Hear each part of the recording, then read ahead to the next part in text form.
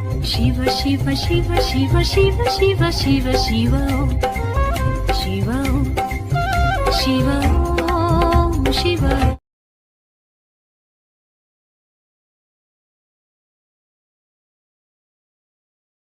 அனைவருக்கும் நாமக்கல் மாவட்ட நல்வாழ்வு சங்கம் சார்பாக அனைவருக்கும் மாலை வணக்கங்கள். சங்கத்தை நடத்தக்கூடிய சங்க நிர்வாகிகளுக்கும் எனது முதல் வணக்கம். ரெண்டு முறை அது வீடியோ போட்டிருக்கும் போது நிறைய மக்கள் வந்து அந்த போன்லயே வந்து பார்த்தீங்கன்னா நிறைய டவுட் கேட்டாங்க. நான் அடுத்த வீடியோல நான் போடுறேங்க அப்படின்னு சொல்லி. சரி, இன்றைய சிறப்பு தலைப்பு என்ன அப்படின்னா, திருமணத்திற்கு எப்போது ஜாதகத்தை எடுக்கலாம், சரிங்களா? அது ஒண்ணு பார்ப்போம்.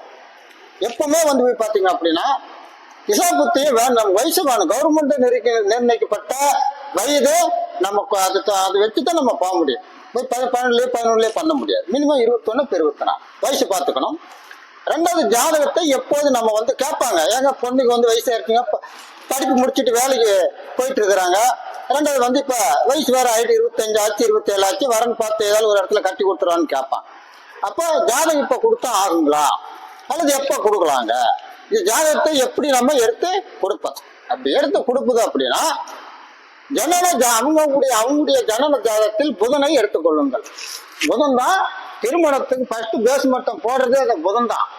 புதன் அனுமதி இல்லாம போய் நம்ம பொண்ணு தேட முடியாது, உறுதி பண்ண முடியாது, நிச்சயத்தும் பண்ண முடியாது. புரியுங்களா? அந்த புதன்கிட்ட தான் இருக்கு எல்லா வேலை. அந்த புதன் தான் பிள்ளை, நான் இருக்கிறேன்னா பொண்ணு போய் பாக்குறேன், எனக்கு பொண்ணு என்ன பிடிச்சிருக்கு சொல்லுதா, நான் பொண்ணை பிடிச்சிருக்கு சொல்லலாம். புதன்கிட்ட தான் அவ்வளவு வேலைகள் இருக்கு. அதுதான் என்னன்னா, சென்னையில என்ன பண்ணுவாங்கன்னா திருமண பாவம் 6ஆம் பாவம் அப்படின்னு சொல்லுவாங்க, சரிங்களா? காலப்புருஷ தத்துப்படி 6ஆம் பாவம் திருமணம் பாவம். 7ஆம் இடம் மனைவி வந்த பிறகுதான் நமக்கு மனைவி. கல்யாணம் பண்ண முடியாத மனைவி சொல்ல முடியுமா? சரி சரி, அவங்க ஜனன ஜாதகத்துல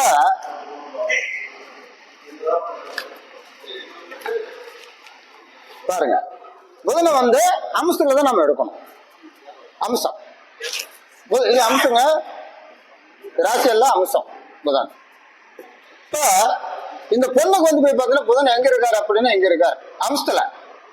வேண்டாம் எல்லாத்துக்கும் போற மாதிரி நம்மளும் போயிடலாம். புதன் அம்சத்துல இருக்கிறார்.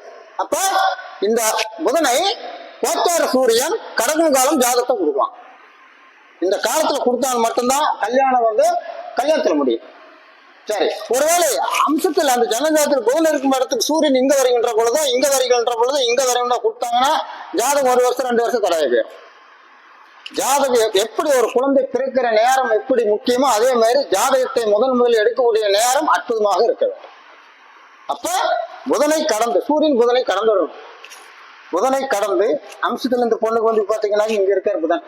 சரி, இப்ப சூரியன் வந்து மார்கழி மாசம், புதனுக்கு தோஷம் இல்லை. புதனுக்கு ஒரு கிரகத்துக்கு தோஷமே கிடையாது. புதன் தடுத்துனா அந்த மார்கழி மாசம் ஆடி மாசம் பாருங்க ஜாத்தை எடுத்து கொடுக்கலாம். இப்ப இந்த மாசம் வந்து ஜாத்தை எடுத்து கொடுக்க சொல்லி வந்து பாத்தீங்கன்னா இந்த பாப்பாவுக்கு வந்து மேரேஜ் வந்து ரெடியா இருக்கு, சரிங்களா? மேரேஜ் எப்ப முடியும்னா மார்ச் மாசம் முடியுது. அப்ப அம்சத்தில் புதன் எங்க இருக்காரோ அதற்கு கோச்சார சூரியன் வந்து ராசி கடத்துல தான் பார்க்கணும். அதிகம் போய் நம்ம சூரியன் அம்சத்தில் பார்க்க கூடாது. ராசி கடத்துல இங்க போறாரு மாதிரி இல்லையா, ஜாத்தை கொடுக்கலாம்.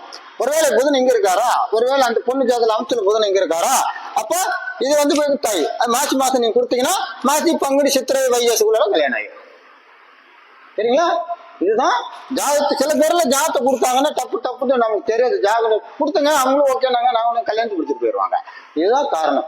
ஜாதகத்தை எடுக்கக்கூடிய அமைப்புகள் இதுதான். அம்சத்தில் புதன் எங்க இருக்கிறாரோ அதுக்கு சூரியன் கோச்சார சூரியன் கடக்கின்ற பொழுது நீங்க ஜாதத்துல கொடுத்தீங்கன்னா அந்த பொண்ணுக்கு வந்து சீக்கிரம் சேர்த்தாயிரும். சரி, இப்படி ஒரு ஜாதகம் சொல்லியா. இன்னொரு ஜாதத்தை ரெண்டுமே நான் பார்த்ததுதான். ரெண்டுமே இப்ப வந்து சீக்கிரம் விரைவில் கல்யாணம் நடக்க இருக்கிறது. சரி, இந்த குழந்தைக்கு வந்து புதன் எங்க இருக்காரு அப்படின்னா பரிந்து எங்க இருக்காரு அம்சத்துல. இப்ப இவங்க வந்து போய் பாத்தீங்கன்னாக்கா இப்ப இந்த ஜாதகம் வந்து போயிட்டீங்கன்னாக்கா இந்த இடத்துல சூரியன் அவர்கள் கொடுத்தாங்க, பையோடு பார்க்கலான்னு சொல்லிட்டாங்க. அப்புறம் மறுபடியும் என்னாச்சு, இந்த ஜனவரி மாதம் பிறந்த 5ஆம் தேதி என்ன பண்றாங்க அப்படின்னாக்கா சரி மறுபடியும் நாங்களே பொண்ணை கட்டிக்கிறோங்க, சரிங்களா? இதுதான் நம்ம தெரிஞ்சுக்க வேண்டிய ஒரு விஷயம். ரெண்டாவது, இந்த போய் பாத்தீங்கன்னாக்க இந்த தனித்த சூரியன் இருந்தால் அருகில் திருமணம் செஞ்சுக்காங்க. அருகில் சூரியன் இருந்து ஜாதகத்தை எந்த ஊருக்கு கொடுக்கலாம், பக்கமா கேட்கறாங்க தூரமா கேட்கறாங்க, எங்க ஜாதகத்தை கொடுக்கலாம், பொண்ணை தூரமா கொடுக்கலாமா பக்கமா கொடுக்கலாமா அப்படின்ட்டு கேட்பாங்க. அது எப்படி அப்படின்னா ஒரு ஜாதகத்தில் தனித்த சூரியன் இருந்தால் உங்கள் ஊர் சுற்று வட்டாரத்தில் பெண்ணை எடுத்துக்கொள்ளுங்கள்.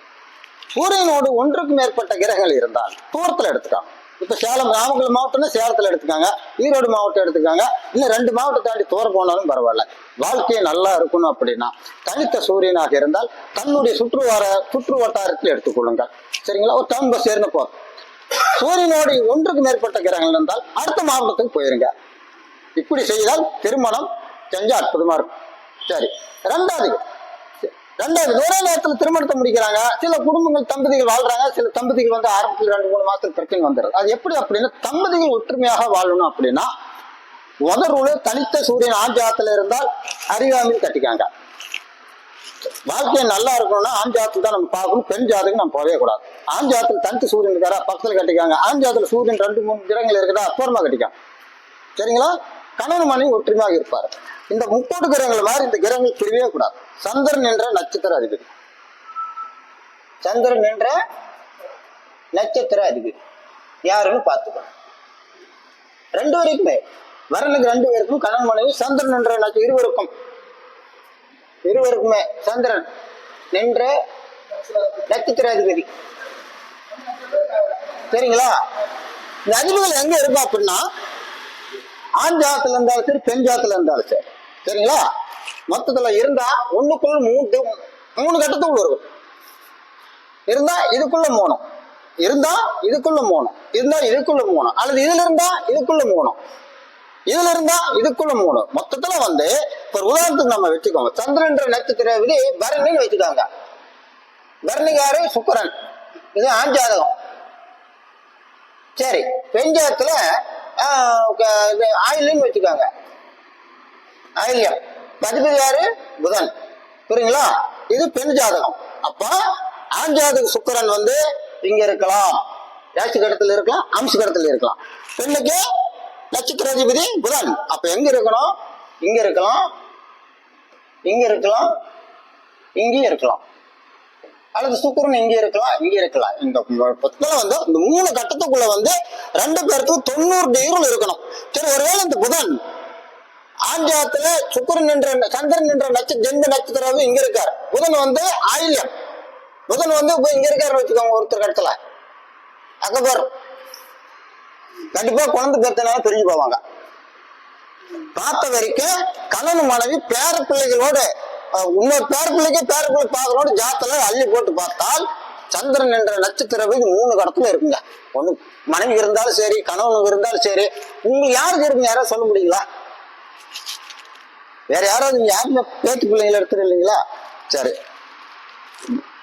இருவருடைய சந்திரன் என்ற நட்சத்திர 3 கட்டத்தில் இருக்கிறது சிறப்பு சார். 2 ஒரே இடத்துல இருக்கலாம், இங்க இருக்கலாம், இங்க இருக்கலாம், எங்க வேணாலும் இருக்கு. சந்திரன் என்ற நட்சத்திரம் ரொம்ப இம்பார்ட்டன்ட். வேற எங்க ரொம்ப பாருங்க, இங்க ஒண்ணு எல்லாம் சேர்த்துட்டீங்க, இதெல்லாம் லைஃப்ல எல்லாம் செட்டில்மெண்ட் ஆகும். கட்டின பிறகு புருஷனுக்கு ரொம்ப கஷ்டம். நான் சொல்றேன், ஒத்து வருது, மனைவிக்கு ஒத்து வருது, கணவருக்கு ஒத்து வரல, மனைவிக்கு ஒத்து வருது இந்த ரோடு, கணவருக்கு ஒத்து வரல, அது மாதிரி இருக்கலாமா? அது மாதிரி வந்து இல்லைங்க சார். ஒத்துல வந்து பாத்தீங்கன்னாக்கா ஒத்து வருதுன்னா அவங்க வந்து தாய் வீடியோட போய் தான் பார்ப்பாங்க. மனைவிக்கு வந்து ஒத்து வருது. இப்ப என்னோட மனைவிக்கு இந்த ரோடு ஒத்து வருது, ஒருத்தர் வந்தப்போ கணவன் மனைவிக்கு இருவரும் ஒருவருக்கு ஒத்து வந்தால் அற்புதமான வாழ்க்கை. ஒரு முறையாவது வரணும். அதாவதுங்க, நானே சத்தி கடைக்கு போறேன், ஹோட்டல் கடைக்கு ஒண்ணு சாப்பிடுங்க, என்கிட்ட காசு இருக்குல்ல, ஐயா கிட்ட தான் இருக்கு. சாப்பிட்டது இல்லைங்களா? உதாரணத்துக்கு வச்சுக்கலாம். கணவன் மனைவி ஒருத்தர் யாருக்கு இருந்தாலும் அது வந்து பாத்தீங்க, வேற இருவருக்கும் யாரோ ஒருத்தருக்கு இருந்தாலும் சாமம். இதுதான் இப்ப எந்த ப்ராப்ளம் இல்லாம சார். எல்லா குடும்பத்திலயும் கொஞ்சம் சிறு சிறு பிரச்சனை பொருளாதாரம் இருக்கதான் செய்யும். அதெல்லாம் நம்ம பெருசு பண்ணிக்கூடாது. லைஃப் வந்து பாத்தீங்கன்னா சூப்பரா இருக்கும். ஒருவருக்கு வந்தாலும் நீங்கள் வந்து திருமணத்தை செய்து கொள்ளலாம். சரிங்களாங்க ஐயா? இதை மட்டும் நீங்க மேட்ச் பண்ணிட்டீங்கன்னா சார், 10க்கு 10 பொருத்தம், 8க்கு பொருத்தம், 7 பொருத்தம் மதிக்கணும். பொருத்தத்தையும் மதிக்கணும், நம்ம அதை மதிக்கணும். ஆனால் தம்பதிகள் சொல்லுவாங்க, கடைசி வரை கட்டி விட்ட பொண்ணு நல்லா இருக்குங்களா அப்படின்னா, இப்படி மேட்ச் பண்ணி விட்டீங்கன்னா சூப்பரா இருக்கும். சரிங்களா? அடுத்த முறை வந்து என்ன பண்ண போய் பாத்தீங்கன்னா, இந்த ஜாதகத்தை வந்து எந்த திசா புத்திகள் கொடுத்தால் திருமணம் ஆகும் அப்படிங்கிறது அடுத்த மாதம் நான் சொல்றேன். சரிங்களா? ரொம்ப நன்றி, ரொம்ப நன்றி.